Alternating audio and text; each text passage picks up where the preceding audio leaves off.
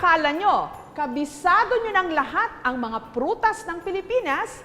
Heto pa ang ilan na sa malamang bihira nyo na lang matikman sa mga palengke at bangketa. Nakikita natin ito ngayon, tumpok-tumpok. Ate, pili lang, oh. Lalaki na siniguela, sariwa, galing Bulinaw. Oh. Berde kapag hilaw, mamula-mula kung hinog na. Masarap papakin, lalo na kung isawsaw lang sa asin.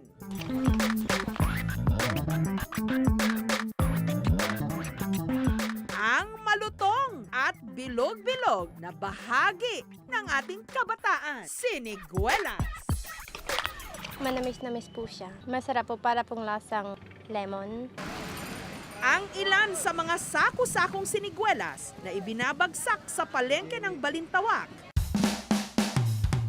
Galing sa farm ng pamilya ni Alicia sa Bulinaw, Pangasinan. Meron sila ritong mahigit 30 puno ng siniguelas na mas namumutik-tik daw sa bunga tuwing Mayo hanggang Hunyo. Naglalagas ng dahon, tapos namumulaklak. Pag nahulong na yung mga bulaklak niyang maliliit, may bunga na yan na maliliit rin hanggang lumalaki. Hanggat mamula na, pwede nang harbisin. Taong 1800s, nung dalhin at unang itinanim ng mga Kastila ang siniguelas sa Pilipinas.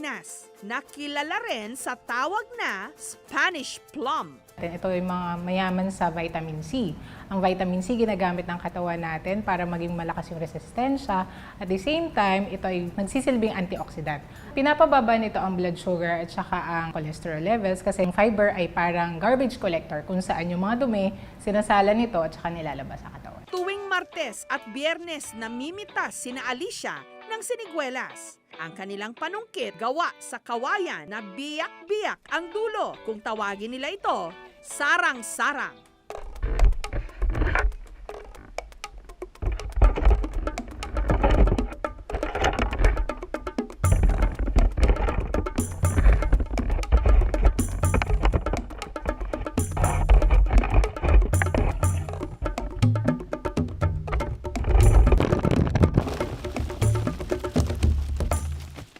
Ang mga nasungkit na siniguelas, isa-isa nilang binilang. Ang bentahan kasi nito, hindi per kilo, kundi per piraso. Sa kabila, ma'am, 5. Tapos sa kabila namang kamay, 6. Para yung 100 may sobra. Kada 100 piraso ng siniguelas, 40 pesos na ibibenta. At huwag ismulin dahil may swerteng hatid ang maliliit na prutas na ito. Dahil kada ani, nakakapuno sila ng 4 na sako na katumbas ng 10,000 pieces sa halagang 4,000 pesos. Ang mga naaning siniguelas, isinasakay ng bus mula Bulinaw papuntang Balintawak. Kung saan ang bentahan, 50 pesos kada kilo. Dito naman sa Kamalig sa Albay, malayo pa ang bare months pero itsurang Christmas tree na sa dami ng bunga ang tanim na puno ni Ding. Ding, ang birba! Ito na! Ang bunga nito, kulay dilaw, may buto rin katulad ng sa siniguelas. At nabibilang daw sa pamilya ng mangustin. Ang lasa, manamis-namis na maasim-asim. Ang tawag nila rito, Minerva o Berba. Taong 1964 nung itinanim daw ng tatay ni Ding ang una nilang puno ng berba. Dahil sa katatapon nila ng buto nito sa kanilang bakuran, dumami. Ngayon, meron na silang mahigit 60 puno ng berba na ang bunga naglalaglagan lang sa lupa. Mamulaklak ang mga February. Ngayon matatapos yan, mga July, mamimitas na. And then, mga lampas 2 months, mamumulaklak ulit yan. Magpipitas ulit kami mga October to November. Mayroon na naman yan. Ngayong in-season o napapanahon ng berba, nakakapuno raw sila ng 2 timba na naibibenta nila 40 pesos kada takal. Patok ito sa mga estudyante tuwing pasukan. 3 pesos kada maliit na plastic. Masarap, na manamis-namis, na maasim-asim.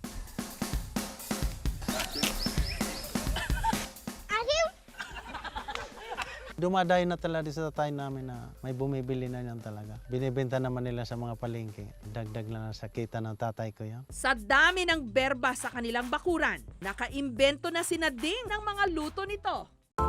Sinigang, Kailangan po natin balatan ng berba bago isahog sa sinigang.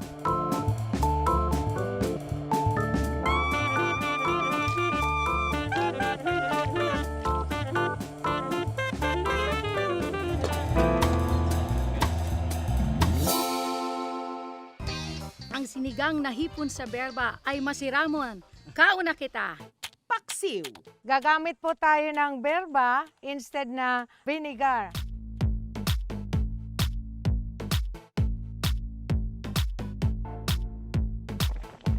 Luto na po ngayon ang ating paksiw na isda sa berba. Hindi kagaya ng suka na sobra sa asim. Ito'y natural ang asim nito. Heto pang isang prutas na tsak hindi pamilyar sa marami sa atin, pero kabilang sa pamilya ng duhat. Kung ang duhat oblong, ito bilog. Katulad din ng duhat, inilalagay sa container, binubudburan ng asin, at saka inaalog-alog. Hanggang lumabas ang pula nitong katas. Manamis-namis na maasim-asim din. Pero ingat lang dahil ang katas nito nakakamantsa. Ang tawag ng mga taga-Liliw, Laguna rito, lipote. Si Leia, paborito raw papakin ang lipote, lalo na kung nakalog at binudburan ng asukal at asin. Yung raw na lipute, kasi minsan yung iba hindi nila makain ng sour, kasi nga maasim siya, yung direct na kakainin. Ang ginagawa nila, lalagay sa Tupperware, tapos lalagyan ng salt and sugar, tapos kukulungguin. Kulunggo yung tawag dun sa pag-shake.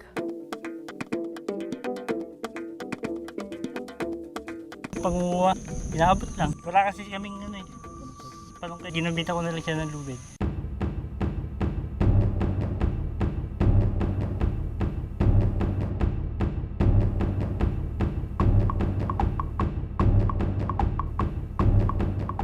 Ang bagong pitas na lipote, pwede ring gawing jam, palaman.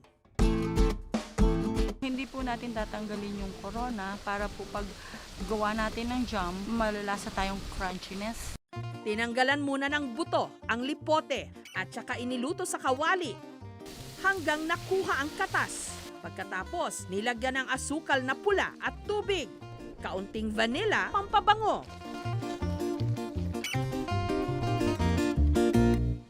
Ang lipote jam, perfect ding pan-topping sa cheesecake, palaman sa tinapay. Kada bote, 350 to 500 pesos. Masim-masim na tamis. Not bad! Lalo na para kay Leia. Nang dahil sa kanyang lipote jam, nakapagtayo siya ng salon. Nung umuwi ako galing abroad, naiinip ako. Marami akong mga bagay na pagkakaabalahan. Isa nga yung pagluluto, pag-experiment na kung ano-ano. Hindi ba't suwerte raw ang mga bilog-bilog na prutas tuwing Pasko o New Year? Hindi lang, dahil all year round, may hatid itong saya, pati na throwback sa ating kabataan at kabuhayan. Thank you for watching, mga kapuso. Kung nagustuhan niyo po ang videong ito, subscribe na sa GMA Public Affairs YouTube channel. And don't forget to hit the bell button for our latest updates.